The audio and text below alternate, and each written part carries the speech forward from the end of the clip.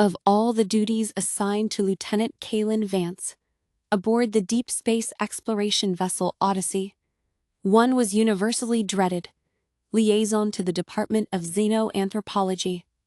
The post was a rotating punishment detail, a necessary buffer between the ship's rigid, by-the-book command structure and the chaotic, brilliant, and infuriatingly unpredictable mind of its chief scientist, Dr. Lyra Rook. Kaelen, an engineer by trade and temperament, who found the elegant logic of a warp coil far more comprehensible than human or any other emotion, was now 3 months into his 6-month sentence. He measured the duration not in weeks, but in the number of regulatory breaches he'd had to document, and the number of aspirins he'd consumed. The universe, he had decided, had a deeply ironic sense of humor. His terminal chimed with an urgent Priority 1 alert that bypassed all his carefully configured Do Not Disturb protocols. The ident code flashed: Lyra Rook. Kaelen sighed, a long, weary exhalation that spoke of profound resignation. He tapped the receiver. "Vance." Her voice crackled over the comm, buzzing with enough static and palpable excitement to suggest she was calling from a particularly active nebula. "Vance, get down to the cargo bay and bring a Class 4 containment kit. No, make one of it too. And the heavy-duty gloves, the ones rated for corrosive biomatter. Actually, just bring the whole emergency trolley." The headache, a familiar throb behind his eyes, began its imminent approach. "Rook, your schedule for this cycle is the cataloging of mineral samples from asteroid cluster RX-7441. The cargo bay is not on your itinerary. Report your location and status." "Location is the cargo bay. Status is monumental discovery. Stop being such a protocol droid and get down here." "This isn't a drill," the comlink cut out. Kaelen closed his eyes for a brief moment, seeking patience in the darkness behind his lids. He found none. With another sigh, he rose from his station, his movements those of a man marching to his own execution. He collected the large emergency response trolley, its shelves stocked with everything from bio-containment fields to hull breach sealant. The contents clanked together ominously as he guided it toward the turbo lift. The scene in the main cargo bay was one of meticulously organized pandemonium, a state only Lyra Rook could achieve. The vast, brightly lit space usually held neatly stacked crates and equipment pods. Now, in the center of the bay, sat a massive, scorched rock roughly the size of a pre-collapse ground car. Its surface was a tortured landscape of blackened pits and glassy scars from a violent atmospheric entry. Lyra was circling it like a predator, a high-resolution hand scanner in one hand and a calibrated laser cutter held with worrying casualness in the other. Her fiery red hair, usually constrained in a severe practical bun, had surrendered to the laws of entropy, escaping in a vibrant corona of curls around her face. Kaelen brought the trolley to a halt with a definitive clatter. "Dr. Rook, explain. Now." She didn't even look up from her scanner. "Isn't it magnificent? Look at the pitting on the leading edge. The heat flux must have been incredible." "Rook," he said, his voice low and dangerously calm. "You were assigned to asteroid RX-7441. This object is not from that cluster.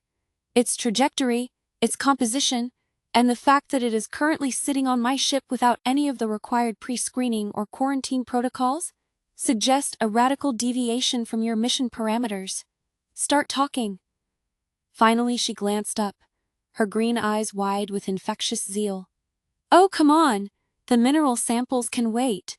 I was running long-range spectral analysis on the cluster, and I picked up to this anomalous reading on a near-past trajectory. It was a tiny blip, but the signature was all wrong for a natural body, so I did a focus scan." Kaelen felt a cold knot form in his stomach. "You did a focus scan? With what exactly?" "The tertiary tractor array," she said, as if it were the most obvious thing in the world. You used a high-energy tractor beam, Kaelen repeated, each word measured and heavy, to divert a multi-ton, unidentified celestial body of unknown composition and potential hazard onto a ship carrying 1,800 living souls, without authorization, without an environmental impact assessment, without so much as a courtesy memo to your liaison officer. Because I didn't have time to sit through another one of your committee meetings, she retorted, her excitement rapidly converting into defensiveness. The opportunity window was microseconds. Look at the scanner readout, Vance. Just look at it. She thrust the device toward him. He took it, his trained eye instantly parsing the des. His professional irritation faltered, then crumbled before a wave of genuine ice-cold astonishment. She was right. The spectral analysis was all wrong. This was no simple chunk of iron nickel. The readout displayed a fantastically complex metallic ceramic alloy, lattice structure woven through with resonant crystalline formations that didn't correspond to any element on the known periodic table. Overreact? She pressed, seeing his hesitation. This isn't some random space rock. It's an alloy, a manufactured one. Do you understand what that means? The word hung in the recycled air between them. It meant first contact, or at least, the evidence of it. The cold knot in his stomach tightened. First contact protocols, Kaelen said, his voice stripped of all prior emotion, now pure, clinical command, are in place for a reason, Doctor. The most likely reason is that the first thing another species contacts is a plasma warhead, because someone was careless. This object could be a bomb, a bioweapon dispersal casing, a Trojan horse of incalculable destructive potential.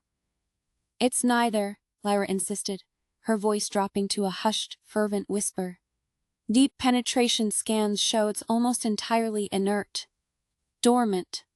But there's a power source deep inside, faint, steady, like a heartbeat. It's not a weapon, Vance. It's a cradle, a cocoon. I think it's waiting. Waiting is not a parameter I can enter into my threat assessment matrix, Doctor, Kaelen replied, though he couldn't tear his eyes away from the scanner. The data was undeniable. The object was not merely spherical. Under the brutal scarring of its journey, its geometry was perfect, flawless.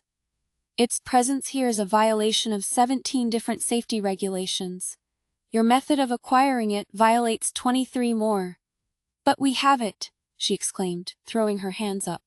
This is it, the reason we're out here, to find answers. Don't you want to know what's inside? Of course I do, Kaelen said, finally looking at her. But I want the Odyssey and everyone on it to be alive to hear the answer. We do this by the book. My book.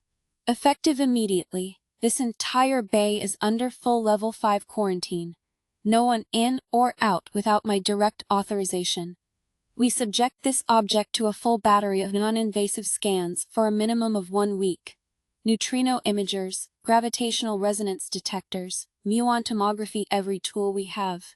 We don't even think about touching it with a tool until I am satisfied it poses no credible threat. A week? Lyra's voice scaled up in disbelief. The energy signature is already fluctuating. It's fading. We have a window, Vance. A small, closing window of opportunity. And if we're wrong, he said, his voice dropping to a lazier whisper, the only window we'll be looking through is an observation port on a quarantine barge for the rest of our very short lives. My ship. My rules, Doctor. We do it safe, or we don't do it at all. She fumed, her jaw tight. But the sheer authority in his tone, the weight of his responsibility quelled her arguments. For the next 72 hours, Cargo Bay 4 became the most scrutinized place in the explored galaxy. The artifact, as they had begun to call it, was enveloped in a shimmering containment field. A small army of specialized drones hovered around it, their sensors painting it with every known form of energy and particle. The data that streamed back to the lab monitors was perplexing, awe-inspiring, and deeply unsettling. The interior was a geometric honeycomb of breathtaking complexity, a fractal architecture that seemed to make sense only on a quantum level. And at its very center was a smooth, ovoid chamber, isolated from the rest of the structure. From it emanated that soft, complex energy signature. It was artificial.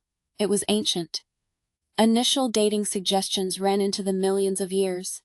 "It's a time capsule," Lyra murmured one evening, her face lit by the cool blue light of her monitor. They were in the isolated observation lab, the artifact visible through multiple layers of transparent armor. But not for data, not for artifacts. The energy signature, it's not electromagnetic. It's neuronic. It's patterned. It's like a thought. A captured consciousness. Kaelen stared at her. That was perhaps the most terrifying sentence he had ever heard. Before he could formulate a response, the alarms they had silently dreaded for 3 days finally blared to life. But it wasn't the shrill tone of a biohazard alert. It was the deep, pulsing klaxon of a proximity warning. "Bridge to Lieutenant Vance." The voice of the flight operations officer was sharp with controlled panic. "Vance here, report. Unidentified vessel. It just appeared on scopes. Bearing 327, Mark 010. No warp signature. No drive flare. It's just there. And sir, it's big. It's right on top of us." Kaelen's eyes snapped to the main viewer in the lab. The external feed flickered, and then resolved. There, hanging in the void so close it blocked out the starfield, was a ship. It was sleek. Somehow avian in its design. Like a hawk or a falcon crafted from polished obsidian and shimmering silver. It possessed an arc that layered shut its breathtaking just size, and that utterly dwarfed the Odyssey. It didn't hail them. It didn't target them with weapons. It simply waited. Options? Kaelen barked into the comms, his mind racing through tactical scenarios, each more disastrous than the last. Lyra's voice was quiet, certain. "We give it back." He turned to stare at her. "Give it back? After all this? After the risk you took to get it? After everything we've learned? We're not thieves, Vance," she said, meeting his gaze without flinching. "We're archaeologists, explorers. We found something that wasn't ours. The owners, the builders, they've come calling. This isn't a negotiation, it's a test." He held her look for a long moment. The frantic reports from the bridge continued in his ear. The alien vessel made no hostile moves. It just waited. And in that moment, he knew she was right again. Damn her perceptive, brilliant, infuriating soul. "Helm," he said, his voice firm with newfound resolve. "This is Lieutenant Vance. Prepare for a controlled jettison of the artifact. Initiate procedure Sierra 7, slow and steady, no sudden movements. Make it clear we are returning it." "Aye, sir," came the tense reply. The process was an agony of precision. Using the very same robotic arms that had hauled it aboard, they carefully, reverently, maneuvered the meteorite out of the bay, and into the void between the two ships. It hung there, turning slowly in the silent starlight, a message they had barely begun to read. For a long, breathless moment, nothing happened. The alien ship remained motionless. Kaelen could feel the heartbeat of every soul on the Odyssey thumping in his own ears. Then, a beam of pure, coherent light, silver and impossibly silent, lanced from the alien vessel. It enveloped the artifact, which seemed to dissolve into the light. A second later, it was gone. Almost simultaneously, a new transmission flooded their comms. It wasn't audio or video. It was a raw, compressed data burst of immense complexity, the ship's computers whirred, struggling to decode it. It's a map," Lyra whispered, her fingers flying over her console as she assisted the decryption algorithms. "Star charts, but not like ours. These are deeper. They show gravitational tides, subspace currents, quantum foam variances. It's a roadmap, a sailor's chart of the galaxy." Before they could process this, a second transmission came through, this one in a synthesized audio format. The voice was genderless, ageless, and imbued with a strange, ancient warmth that resonated deep in the bone. "You have proven worthy," the voice said, the words seeming to form directly in their minds. "You possess curiosity, but also restraint. Knowledge, but also wisdom. The artifact was a sentinel, a test. Many have found it. Most tried to take it by force, or to plunder its secrets. You chose to return it. For this, you are granted the keys to the currents. The galaxy is yours to explore. Do so with care." Then, Silence. On the viewer, the colossal alien ship pivoted with impossible, silent grace, and shot into the deep black, disappearing from sensors as suddenly as it had arrived. The bridge was silent. The cargo bay observation lab was silent. Lyra and Kaelen stood amidst the humming computers, staring at the magnificent, luminous star map that now dominated the main viewer. It was more valuable than any physical artifact. It was an invitation. It was a welcome. Kaelen was the first to speak, his voice hoarse. "You were right, Rook. All of it.